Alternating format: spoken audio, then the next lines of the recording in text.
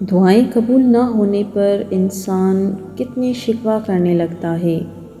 کہتا ہے کہ یا اللہ مہینوں ہو گئے ہیں لگاتار دعا مانگتے، پر آپ ہیں کہ سن ہی نہیں رہے۔ ذرا سا انتظار کیا کرنا پڑے انسان کو، وہ تو شکوے کے انبار لگا دیتا ہے اللہ کے پاس۔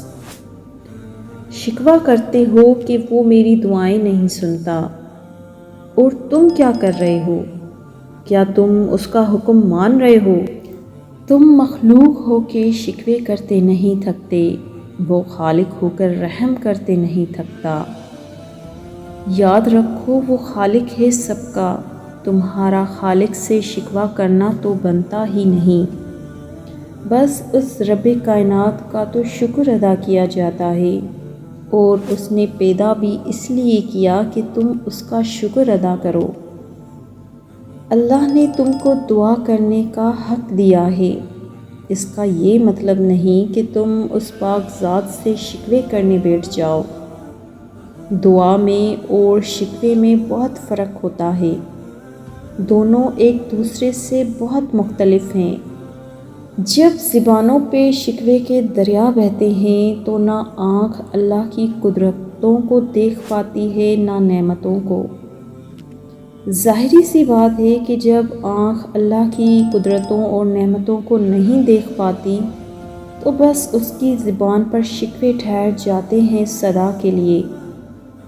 نعمتیں اس کی تو ہیں گمان سے آگے بھی، ہم تو اب بھی خود غرضی میں مبتلا ہیں۔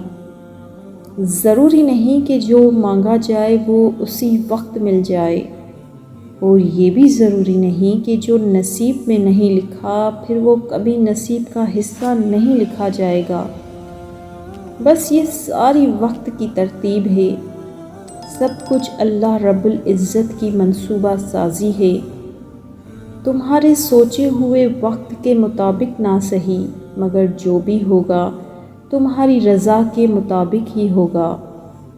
اگر سب کچھ فوراً ملنے لگے اور ہو بہو ویسا ہی ملنے لگے جیسا تم چاہتے ہو تو تمہیں کیسے پتہ چلے گا کہ جو چیز اللہ رب العزت سے مانگ کر اور اللہ رب العزت کو منا کر ملے، اس چیز کا مزہ بن مانگے مل جانے جیسا نہیں ہوتا۔ اور اگر نیند آنکھوں میں اترنے لگے تو تم کیسے رات کے اندھیروں میں وہ سرگوشیاں سن سکو گے جو اللہ اور تمہارے درمیان ہوتی ہیں؟ تمہاری دعائیں سن لی گئی ہیں، مگر یہ وقت آزمائش ہے کہ انتظار کتنا کرتے ہو۔ تمہارا سکون بس یہ بات خود کو سمجھا لینے میں ہے کہ جو بھی ہوا اللہ رب العزت کی رضا سے ہوا، اور جو بھی ہوگا اللہ کی رضا سے ہی ہوگا۔ تو اگر دل کو حقیقت پر منانا مشکل ہو گیا ہے تو اس کو منا لو جو حقیقت کو بدل سکتا ہے، اور اس کو منانے کی بس ایک ہی تدبیر ہے: دعا، صبر، یقین اور انتظار۔ ہر چیز کو کسی نہ کسی مقصد کے تحت تم سے وابستہ یا پھر تم سے دور کیا جاتا ہے، اور وہ مقصد تم کبھی نہیں جان سکتے۔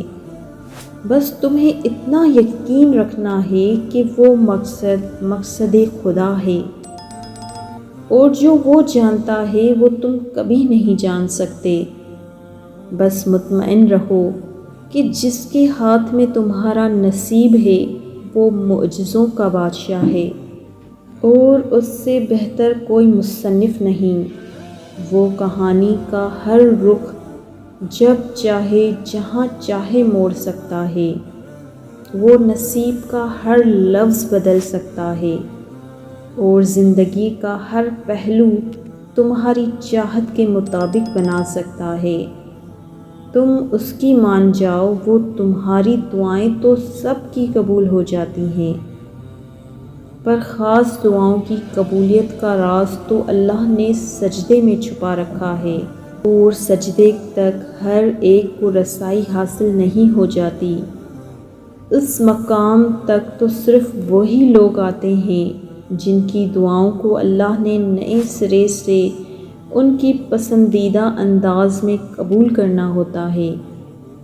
اللہ کی عطا کے خزانے تو بے شمار ہیں، اور وہ تو بن مانگے بھی نواز دیتا ہے، پر سجدے کی لذت سے کسی کسی کو آشنا کرتا ہے، اور جب کوئی سجدے میں گر کر اپنا آپ اللہ کو سونپ دیتا ہے تو پھر اللہ اس کے لیے کافی ہو جاتا ہے، اور اس کا کافی ہو جانا جانتے ہو کیسا ہے؟ تمہاری راہ میں آئی رکاوٹوں کی ہر چٹان کو وہ لمحوں میں گرا دیتا ہے، تمہارے چاہنے سے پہلے ہی تمہاری چاہ کو تمہارا مقدر بنا دیتا ہے، تمہاری دعا میں ہاتھ اٹھنے سے پہلے ہی دعاؤں کو قبول فرما لیتا ہے، تمہارے دکھ، درد، تکلیفیں وہ پہلے سجدے میں ہی سمیٹ لیتا ہے، اور تم پر اپنی رحمت کی چادر چڑھا دیتا ہے۔ وہ فرشتے ہو کر بھی اتنا قریب نہیں ہوتے اس سے جس طرح دوران سجدہ اللہ تم سے قریب ہوتا ہے، اور تم اپنے رب کے اتنا قریب ہو جاؤ اور وہ تمہیں خالی ہاتھ لوٹا دے، ایسا تو ہرگز نہیں ہوتا۔